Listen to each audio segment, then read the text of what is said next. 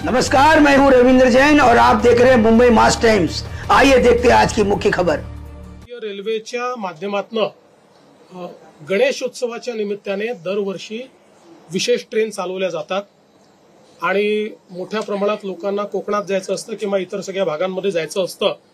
तर यावर्षी आम्ही केंद्रीय मंत्री अश्विनी वैष्णवजी यांना विनंती केली होती की आपण जास्तीच्या गाड्या सोडा, कारण लोकांची अडचण होते, लोकांना मोठ्या प्रमाणात जायचं असतं, गर्दी होते, तिकीटं मिळत नाही।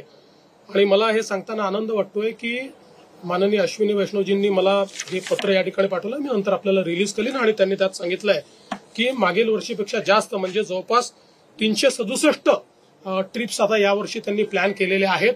मागील वर्षीपेक्षा मोठ्या प्रमाणात ही वाढ आहे आणि याच्यामुळे कोकणात जाणारे जे आमचे मुंबईकर आहेत, कोकणात राहणारे किंवा इतर भागातही जाणारे जे लोक आहेत, यांना मोठ्या प्रमाणात रेल्वेची व्यवस्था उपलब्ध होणार आहे। आणि म्हणून मी माननीय अश्विनी वैष्णवजी आणि माननीय प्रधानमंत्री महोदय या दोघांचे आभार मानतो की त्यांनी आमच्या सगळे हे जे काही मुंबईत राहणारे, पूर्वी ज्याला आपण चाकरमाने म्हणायचो, किंवा सगळे कोकणात राहणारे पण मुंबईकर, अशा लोकांकरता खूप मोठ्या प्रमाणात ही व्यवस्था त्यांनी केलेली आहे, म्हणून मी त्यांचे आभार मानतो।